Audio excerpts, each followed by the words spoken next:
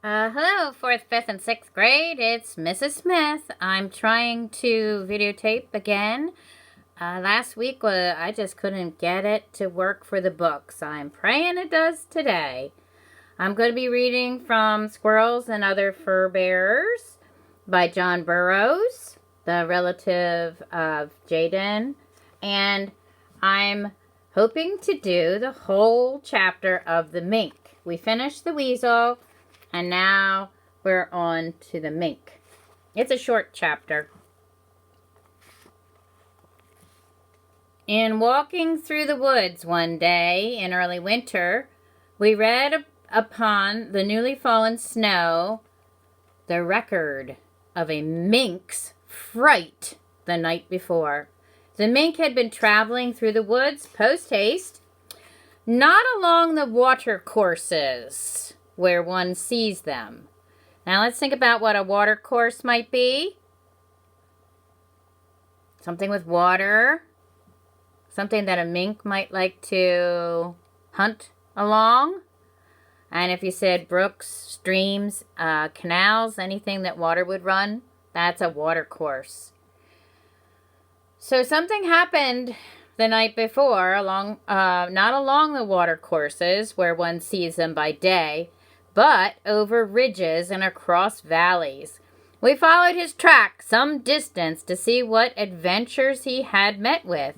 We tracked him through a bushy swamp and saw where he had left it to explore a pile of rocks, then where he had taken to the swamp again, and where he had entered the more open woods. Presently the track turned sharply about and doubled upon itself in long, hurried strides. What had caused the mink to change his mind so suddenly? What I wonders how he figured all this out by just looking at the tracks. And who's he with? He keeps saying we. We explored a few paces ahead and came upon a fox track. The mink had probably seen the fox stalking stealthily through the woods, and the sight had doubtless brought his heart into his mouth. I think he climbed a tree and waited till the fox had passed. His track disappeared amid a clump of hemlocks.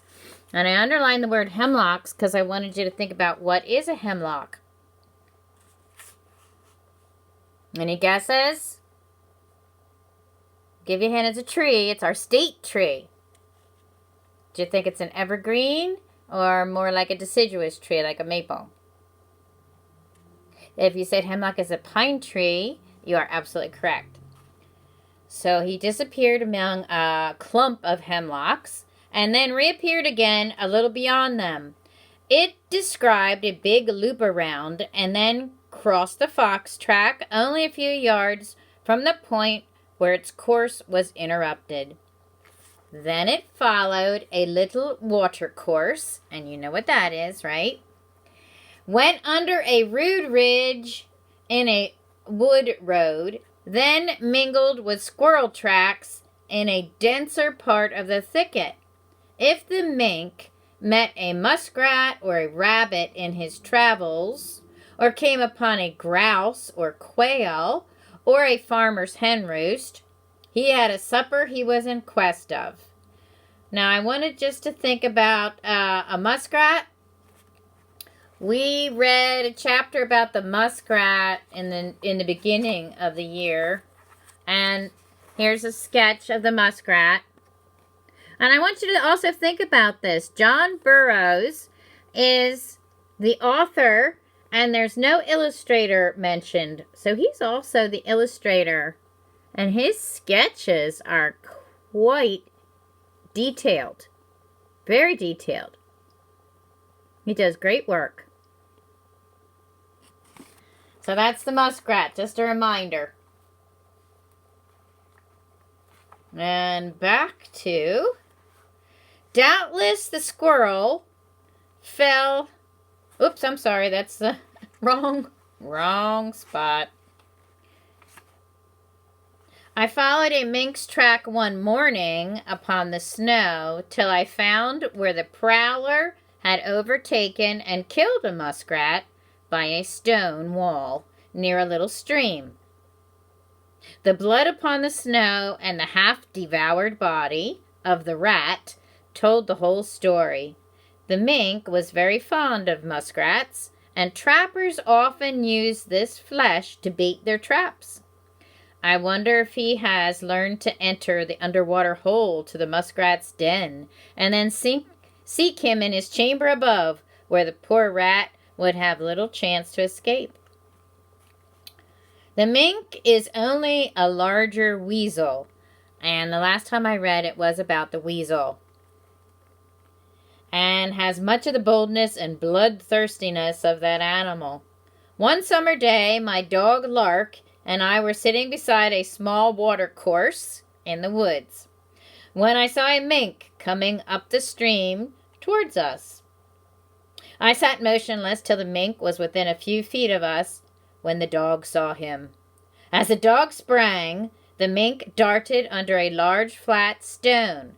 Lark was very fierce and seemed to say to me, "Just lift up that stone and I will show you my way with minks." This I quickly did, and the dog sprang for the game, but he as quickly withdrew with a cry of pain as if he had touched something red hot.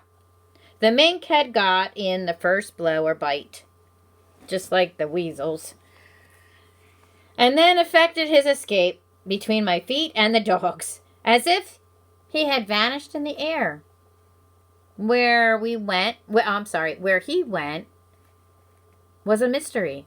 There was no hole, no depth of water, no hiding place anywhere that I could discover or that the dog could discover, and yet the mink had disappeared. It was like some conjurer's trick. I'm going to stop and show you Mr. Burroughs' sketch of the mink. Look at all that detail. Beautiful.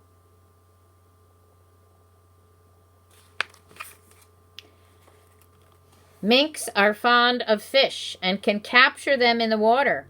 This makes them very destructive along small trout streams and ponds. I once saw a trout with an ugly gash in its side, which was doubtless the work of a mink. With a friend, I once had a camp by a trout stream in the Catskills that we named Mink Camp, by reason of the number of minks that came every night as soon as it was dark to devour the fish heads and entrails that we threw over on the opposite bank. I want you to think about, okay, we know what fish heads are. How about entrails? Do you know what they are? Yeah, it's like the digestive system that's left inside the fish. His guts. We could often hear the minks disputing over the spoils, and in the dim light of the campfire could sometimes see them. You may know the mink's track upon the snow from those of the squirrels at once. In the squirrel track, the prints of the large hind feet are ahead, and the prints of the smaller fore feet just behind them, as in the case of the rabbit. The mink, in running, usually plants his hind feet exactly upon the track of his forefeet, and closer together than the squirrel, so that his trail upon the snow is something like this. And now Mr. Burroughs has sketched tracks for us. All right, these are the mink tracks. So when the mink is walking or jumping along, he lands here, and then his back feet also land right there, and his front feet go here, his back feet then go in the same spot. Whereas when you're doing squirrels and rabbits, they place their forefeet here first, and then as their back feet come up, they end up ahead in as far as tracks go, ahead of the forefeet. So then the next hop of the squirrel, his front feet here, his back feet are going to land here as he's getting ready to make his next jump, hop. Okay? So these are the things that Mr. Burroughs is so good at, knowing different animal tracks.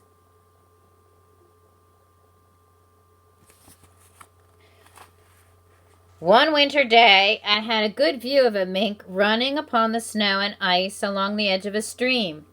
He had seen or heard me and was making a little extra speed.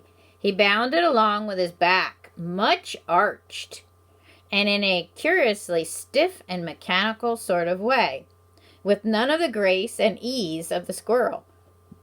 He leaped high and cleared about 2.5 feet at a bound. So that's for a little creature, that's probably a good bound. Almost a yard.